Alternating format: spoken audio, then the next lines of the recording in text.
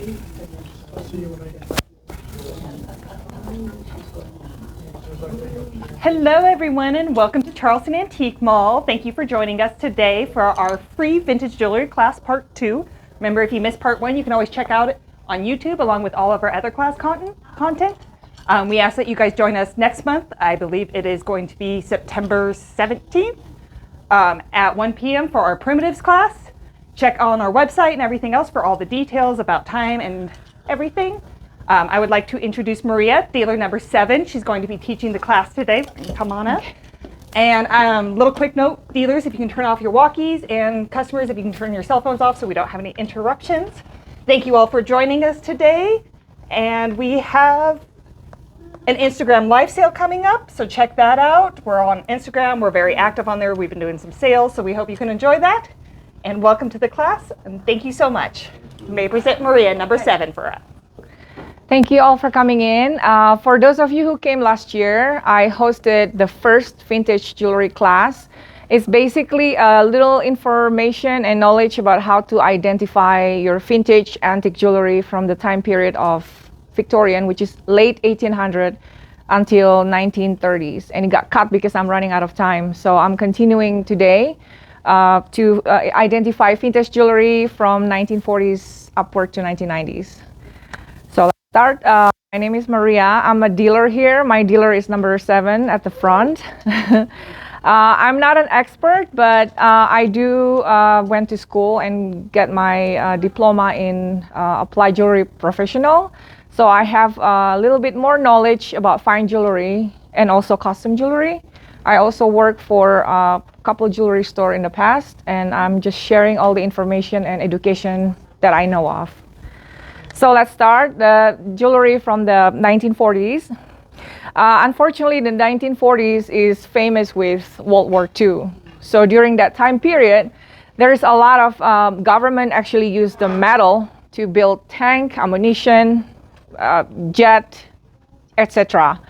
A lot of designer company, they are lack of their base metal to build their jewelry.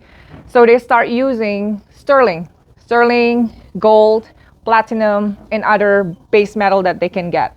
One of them we have here is the brooch by Coro. Coro is one of the American jewelry company back in the 1930s and 40s that produced a lot of brooches. This is one of the example. It's Coro Duet. It's basically a shoe clip, but they have a plate that you can make these two clip to become a brooch. This one is made out of sterling silver because during that time, again, the metal is running out. And also during that time period, we have another company called Eisenberg, based in United States. This is also another clip that you can use as a brooch. This one also made out of sterling silver. And of course with the rhinestones. Moving on, during that 1940s, there is a company in the United States called Trifari. I don't know if you never heard Trifari before. It's basically built by Gustavo Trifari. He's an immigrant, Italian immigrant from Italy, moved to the United States and built his company and empire called Trifari. Now Trifari during 1940s, they introduced Lucite for their jewelry. And for those of you who doesn't know what Lucite is basically plastic, the fancy name for it. And Lucite is similar to celluloid. Right here I have a celluloid right here. This is a brooch.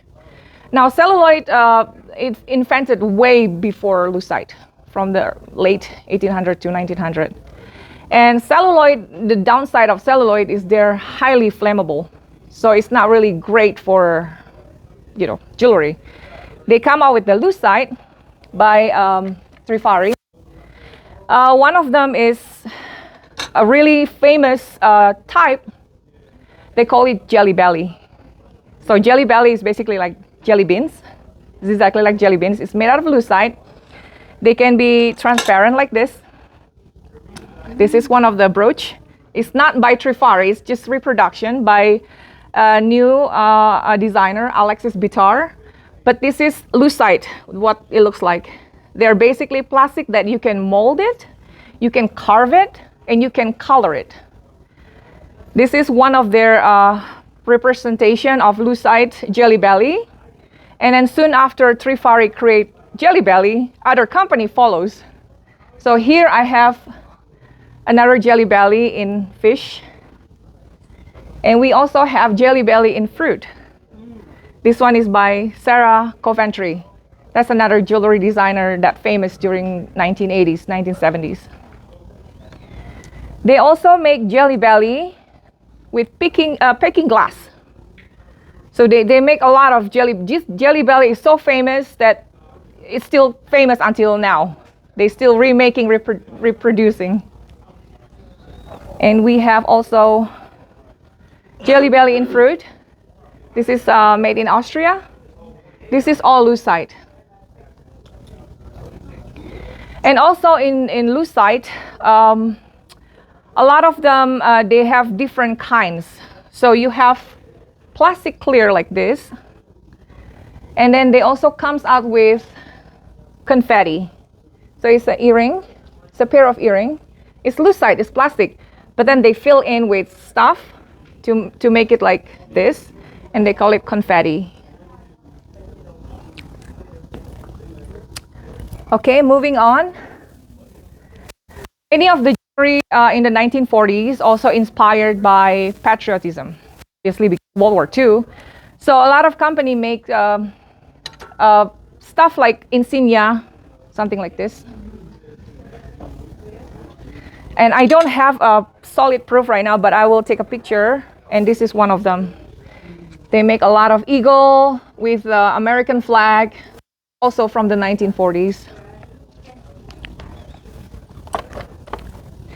And during this time period, a lot of companies such as Coro, Eisenberg, Kramer, Trifari, they're dominating the whole pretty much industry in the United States. And then moving on, we have 1950s. 1950s is the era of new invention of rhinestones. They call it Aurora Borealis. It's pretty much northern lights from the Arctic and Antarctic. It's coined by a company in Austria called Swarovski. They kind of look like this. Comes with brooch, earrings, bracelet, even necklaces. So they make the rhinestones with certain film to reflect the lights, similar to Aurora Borealis. I have it here. This one is one of the brooch that we call it Aurora Borealis. This is another one. And I have this one here, sample from the Austria. This is the origin, 1950s Aurora Borealis. So beware if somebody sell, oh yeah, this is Aurora Borealis from the 1920s. Probably it's false because it won't be invented before 1955 to be precise. And we have here another hue of different colors. And right here we also have Aurora Borealis in necklace set in sterling silver, which is rare. Coral Pegasus is one of the company that also create Aurora Borealis in the necklace. Looks like this.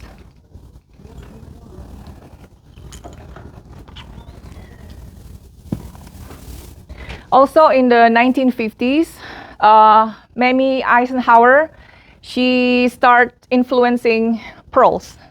So back then, we don't have social media like now, TikTok, Instagram, Yeah. So we tend to see the First Lady or any big names as an influencer.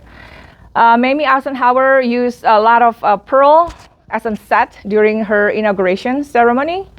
So most likely you will see a simple pearl, something like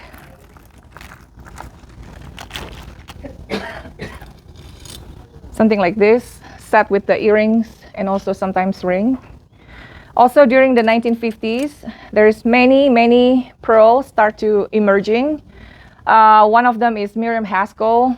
They produce a lot of their jewelry, and they imported this seed pearl or the rice pearl from Japan. So this is one of the sample of rice pearl. They call it rice pearl because in mimicking Rice Krispies. So as you can see, This kind of looks like a Rice Krispies. Most likely, these are fresh water, and they came from Japan or China during that time. Probably Japan. Japan is one of the biggest imported pearls at the time. And this is what it looks like. They tend to use a clasp that you have to twist it, and you put it back like that for the pearl. Are they lighter weight than regular pearls? They are way lighter because basically they're just a small nacre that they don't require a lot of process during that time. Like real pearl is slightly heavy, but not too heavy, like this one. But seed pearl or rice pearls, they tend to be really light and comes with layers or strands.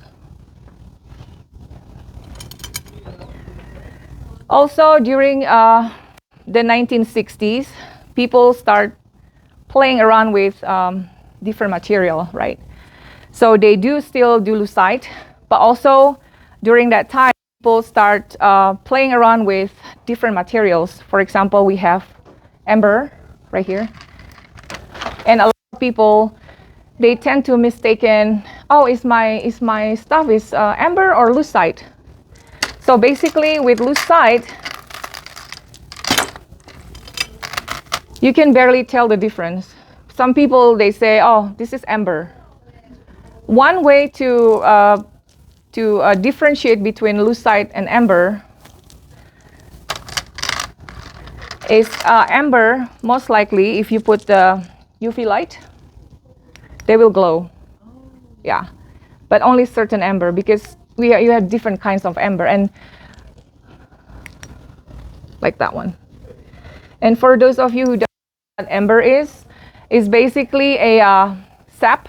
It's organic matter because it's from the pine tree that was molded over millions and hundreds of years. So the process is very natural. And the famous amber that they use widely for jewelry is Baltic amber. And do you know how to mine amber? Anybody? It's basically you found them on the ocean when they float. Yeah, because all this sap from like hundreds of years, they deposited on the lake, and the lake kind of washed away to the Baltic Sea. And that's when people find the deposit of amber. They float. That's why one of the way to find out if your amber is real or not, you put it in the salt water. Yeah. Put it in salt water, did you say? Yes. So you have ratio of salt and water, and you kind of like put your amber. If they float, most likely they're amber, because amber tend to be really, really light. And if you it, they have kind of like resinous smell to it from the pine tree. If you put lucite, like this, looks like amber. People, if they don't know what this is, they will think this is amber. But if you look closely, old aging lucite, they tend to crack. Yeah. And also with amber, if you see closely with the loop, this is the butterscotch amber. And this is very famous during 1960s and 70s. People use this a lot because there's a movement of bohemian, peace and freedom. So people try different material. So a lot of people mistaken lucite with amber. One of them to test is with the UV light. Again, as you can see, this is if you put the lights on amber, especially Baltic amber, they will fluorize. Yeah. And if you have time to take a look at this one, people think this is amber, but it's not, because if you see it close, even with your naked eye, you can see it's cracked due to the patina and aging. Now, lucite is so popular, they make it to look like everything. This one here is lucite. This is the piece from the 1960s and 70s, but it looks like tortoise shell. It's actually lucite. It's so popular that they create in everything. They even create it in opaque to look like a moonstone, kind of like this one right here. This is also lucite.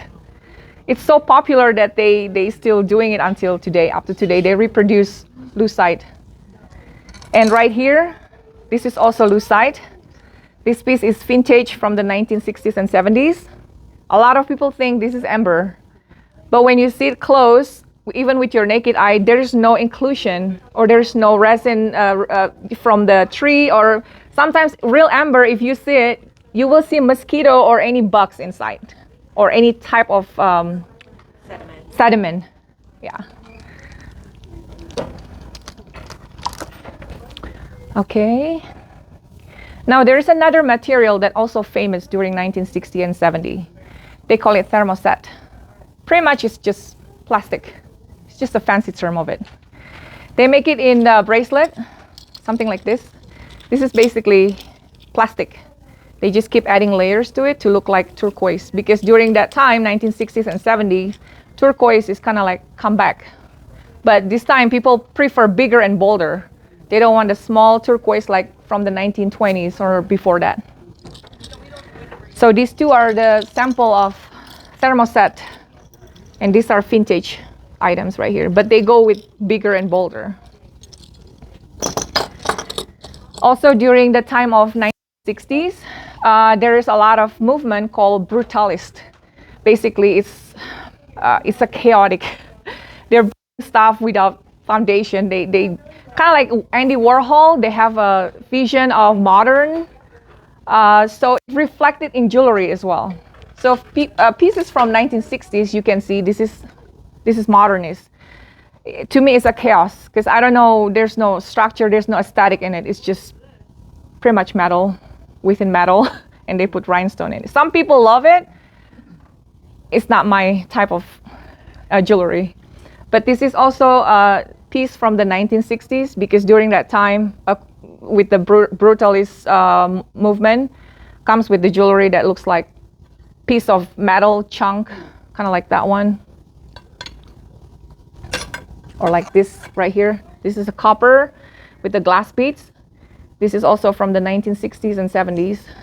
It's really pretty for some people, but I prefer the Art Deco.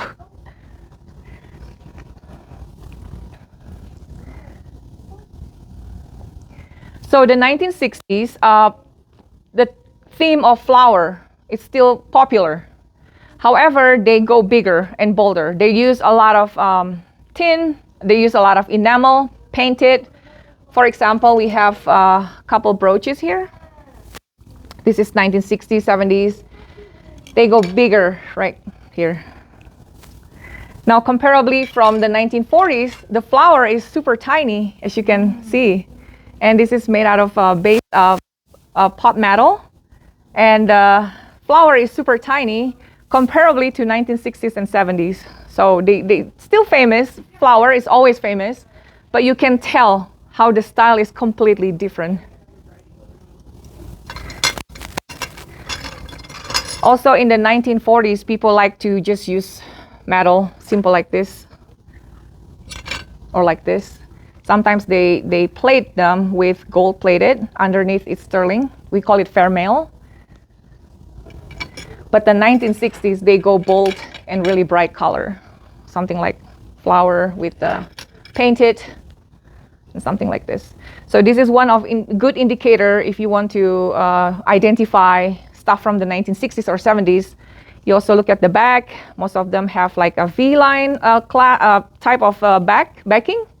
And also after 1970s, most of the clasp, they use the turnover one. They don't use trombone anymore, or C-clasp, or the older one like the Victorian. So in the 1960s is the age of space exploration. As you know, first man landing on the moon. So during that time, there's a lot of atomic type of jewelry. For example, we can see right here, there's one. This one is demi parure. That means it comes with the brooch and a set of earrings. This one is gold filled underneath it, base metal. This one kind of look like a meteorite. Yeah, we have a lot stuff like this in the 1960s.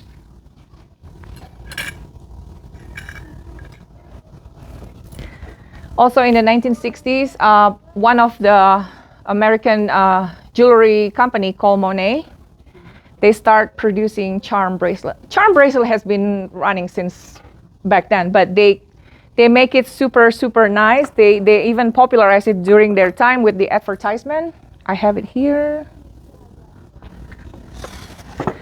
So before we know Pandora nowadays, it's so famous, right? Pandora, you know, you collect all the charms. Monet came before that, from the 1960s. They have it here, different kind of charms that you can collect them. They're all gold, gold medal. And I have the sample right here. People go crazy over this back in the 1960s up to 1980s. And then starting 2000, Pandora started introducing their sterling silver charms.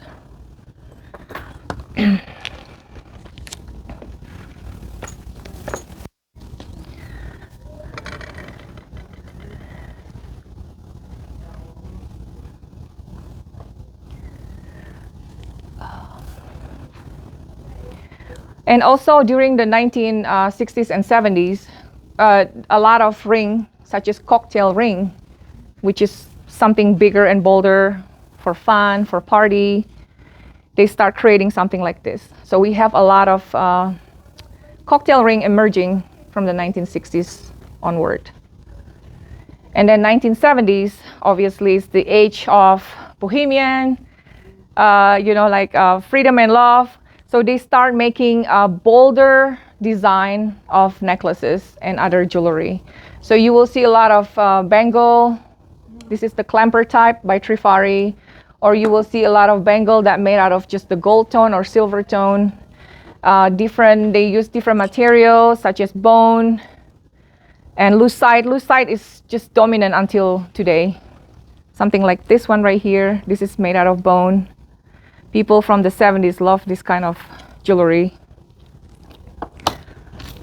Or any ethnic, tribal, they start playing with this. They use layers and layers of wood necklace, something like this. They go crazy with animal. So you will see like the parrot type necklace with wood material right here. They even have like a brooch made out of bone with different kinds of amulet. This is all famous in the 1970s. And then during that time, there is also a lot of brooches came out with the theme of caricature or animals. So one of the leading company, Gary's, Gerry, made a lot of small brooches with the shape of animal. One of them we can see is poodle, and then like a parrot, fish. 1970s also the emerging of comeback of a gemstone, but they make it with lucite. So there's a lot of animal pin, something like this, dolphin, elephant, or the bigger and bolder 80s like this. And then moving on to 1980s. 1980s is the era where women have more career, right? They wear suits. Chanel used Karl Lagerfeld as their chief designer. So a lot of purchasing power over there. So a lot of influence jewelry comes with the gold. They love gold, anything gold. Princess Diana wear a lot of choker with the sapphire. So during that time, you'll see a lot of pearl necklace in the multi-strand with a enamel in black mimicking onyx and faux pearl. There's a lot of them coming out in the 1980s. They also mix match pearl and gold during that time because women wants to look glamour and elegant. There is a lot of layers. They keep layering gold over gold. Also during the 1980s, starting emerging earrings with the doorknob type like this. This is like truly famous in the 1980s. And obviously cocktail ring with the sapphire because Princess Diana engagement ring mimicking this one.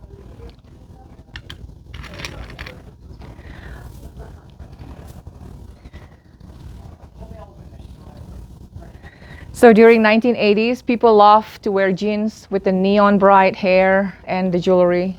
You can see the reflection here. I have some sample from the 1980s. This is also plastic, but the color is super neon bright, set with the earrings. This type of color is really famous in the 1980s. Also, another indication, they use a lot of S-hook, pretty much just a sample hook. They don't use lobster claw or anything until the modern time. And the 1980s is the rise of gemstones, because the company from Switzerland started producing cubic zirconium. So a lot of jewelry, they put, instead of rhinestone, they put cubic zirconium. One of them is piece from Christian Dior. This is still made in West Germany, so that means before 1989. Sapphire is one of the gemstones that's super famous in the 1980s. They put the rhinestone in it, the cubic zirconium, and it's gold plated. This is one of the piece that also famous, kind of like this one in the 1980s. Some of the company that starting producing a lot of costume jewelry in the 1980s is Avon, Kenneth J. Land, Monet, still good, Napier. They have a type of earrings from the 1980s that was really bold, basically pearl with gold tone. Clip-on is famous during vintage jewelry. Nowadays, I have a lot of customers, they don't want to do with clip-on. They want to do post earring because they all have holes. Back in the days, clip-on is very famous for many reasons. Also in the 1980s, anything asymmetrical, geometrical, something like this is very famous. Even the jacket that I bring in today, the denim jacket with bunch of brooches.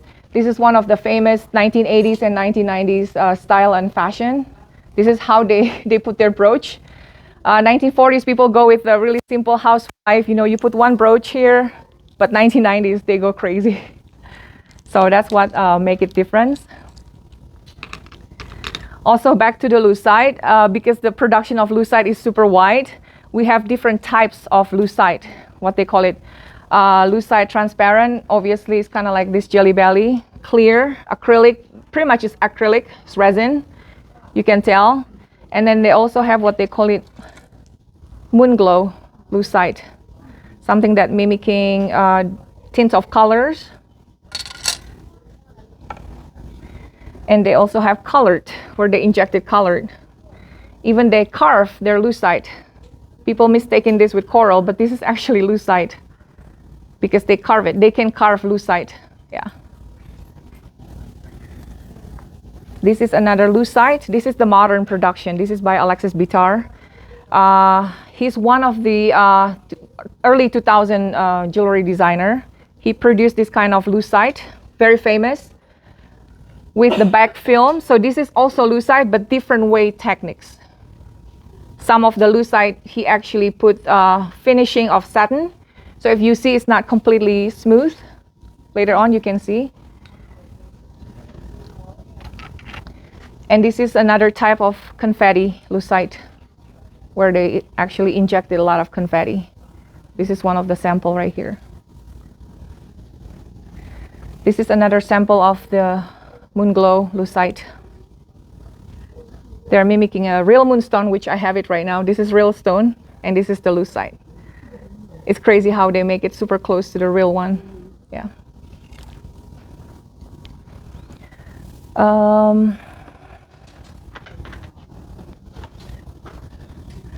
Okay, and then we're moving to the 1990s. 1990s is the decade where all the materials even go crazier. So think of the movie Edward Scissorhands, very goth, very grungy, very dark. So they do make a lot of jewelry with the steampunk theme. What is steampunk means they mix all kinds of metal, kind of like back to the Industrial Revolution era. They make it with different kinds of material from the old watches. This is one of the steampunk. This is another one. This is very famous jewelry back in the 1990s. This one is from the 1990s. This one is the reproduction by like artist. And then also in the 1990s, they do a lot of choker. If you remember, unfortunately I don't have the to show you one of the pieces, but they're also famous with the friendship bracelet. I used to make one of them because I grew up in the 90s. This is what it looks like. This is also very famous in the 1990s. They call it friendship bracelet. And they start playing with different materials. So you will see a lot of fabrics. They make it into brooch. Burberry is one of the leading company that have this kind of pattern. They make brooch out of fabrics, and they go just wild with the different material. And they also made a mood ring. Remember that? Yeah. So I don't have the sample of mood ring, but this is a piece by Estee Lauder from the 1990s to 2000, where if you're feeling anxious or whatever, you hold it and then the color will change. So this is also one of the 1990s type of jewelry that famous during that time. But I don't have the sample, so I just bring a little piece of powder.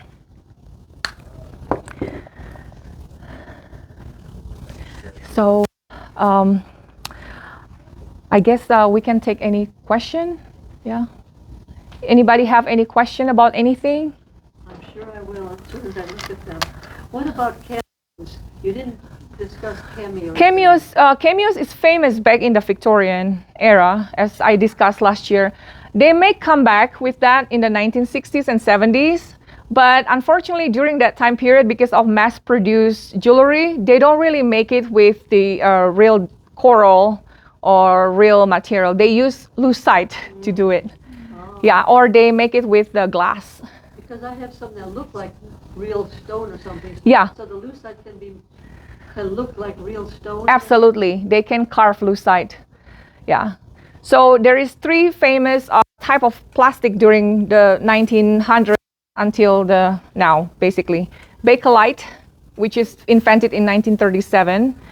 The thing about Bakelite, they put formaldehyde. So I don't prefer it because to me, it's not really safe. But again, I don't know anything about Bakelite. There is a class for it. Yeah, we did a class. I did the class last year for Bakelite, so you got to check that out. And also celluloid, it's type of plastic that really flammable. So it's plastic too, but they put camphor. So it's highly flammable. So lucite is actually one of the safest material. Yeah. There is even a myth why Trifari came up with the lucite. They said that during the World War II, one of the either Gustavo Trifari himself take this lucite from the windshield from the jet out of the World War II. It's a myth. It's never been proven. And then they shape this lucite because it's very moldable. You can mold it, you can heat it, you can carve it, you can do anything with it from the jet plane of the windshield itself. Yeah, and that's why a piece of Trifari is highly sought after, specifically with the one with the crown. I have a couple pieces here if you want to see it with the loop later on, the marking. So even with the designer company, they have always the good, the best, the good one and the best one. And of course, within the value, it's completely different. Yeah. How do we know the value of things when we're out shopping at the antique mall to know that this person has this necklace and it's 20, and then this one's very similar but it's 50? How do we know that? There's Google. Okay. There's research about that. Also, there is a way to find out is with the mark and the rarity. Yeah, so if you see new Trifari, for example, I'm bringing one designer because that's apparently what's been selling lately in the mall. The highly sought after is the Trifari with the crown, and also the one that older pieces from the 1940s. They have a different kind of marking. One of them is KTF. That's when one of the owner merged with Cruzman, and they make different marker, KTF. And also the one with sterling is highly sought after with the patent pending, because before 1955 they changed their trademark.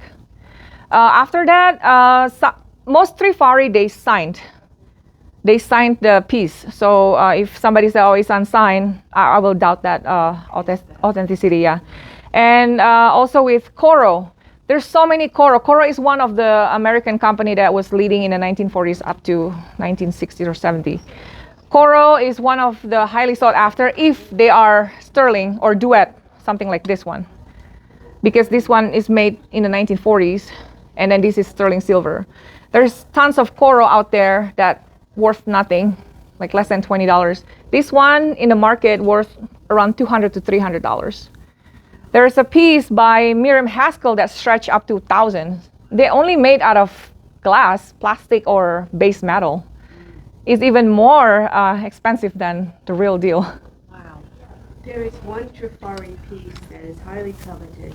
It's from World War II, and it is an eagle that's about this high, 25 to 30,000. Yeah. So, so the thing is, you have to keep researching. I myself, to me, custom jewelry world is super, super wide. My background is I'm good with fine jewelry because that's what I go for school with. But with custom jewelry, there's the limit is, you know, unlimited. Every designer have thousands of pieces coming out every year from the 1900. So to me, do research, also get exposed a lot because nowadays there's a lot of fake coming out with exactly the same insignia and cartouche and everything. You just have to see the patina. Like old pieces, something like this, you will see the patina of it. You can't really lie. You can see the tarnish of it. You can see how it's made, the heaviness. The older pieces have weight to it. The new pieces tend to be light because they make it with aluminum or tin. So the way to look and to identify it is you have to be exposed as often as possible. You have to take a look at the patina. You have to take a look at the clasp, and you have to take a look at just the type of the backings. Like this sample, let me find a sample. Like this type of backing is the newer versus the older one when they have a double holes. Like those pieces, I know I was kind of told that when they're kind of a solid back or they're all melded together, they're newer. But when they're like individual with the link in between them, that makes them the vintage pieces. Can be that one. One of them is Juliana piece right here. If you see the backing, they make it really accurate, very structured. They don't just glue it. They have prongs. So they have prongs that hold each rhinestones or stones. They don't just slap them like glue. For example, like this one. That one's what? This one is newer version, and they don't have prongs. They just glue it. Oh, newer version. So what year is that? Newer version or fake version. Yeah. So things like this is probably 1990s up forward. Because nowadays there's so many fake. People even make the fake clasp to mimicking the older piece. So you just have to expose yourself every day. I mean, I'm lucky I work here. So I can see every day what's coming in, what's coming out. This is one of the great pieces by Juliana. This one is unsigned because most of her piece is unsigned. But if you see the backing and the way you identify it, I have the book for it too. You can see how detailed and how neat they make it. They put prong in it. They don't just slap it with the glue. So that's what makes it different. How can you tell if those pearls are real or just cultured on that necklace? There's going to be a class for it. But basically, for pearl, you take a loop, right? One of them. You can put it on, you know, I took class for it. So you can put it against your teeth.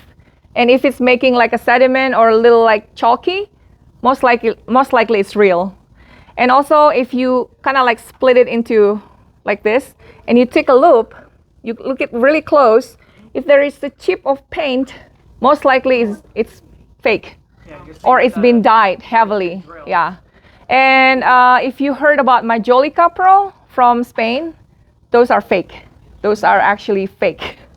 They make it with the nacre from glass. They dip it into shellac that looks like pearl, but that's actually fake. But they were supposed to be the finest made copies Yes. of genuine pearls ever produced. So Yeah. what's the name of it? Majolica. Yeah. But for people that prefer the genuinity of pearl, they will not go with the fake one, even though it's a great copy of it. Yeah, and there is a different type of pearls. If you want me to discuss, basically there is a freshwater pearl that was real, but it's overproduced nowadays in China. And there is South Sea pearl. Normally they're bigger, starting from 10 millimeter above. They're produced mostly in Australia and Polynesian, including Philippines and Indonesia is where I'm from. And also there's Tahitian that was produced in Tahiti. Most likely it will be black, darker. They call it aubergine or black pearl. And another one is Akoya, which is from Japan.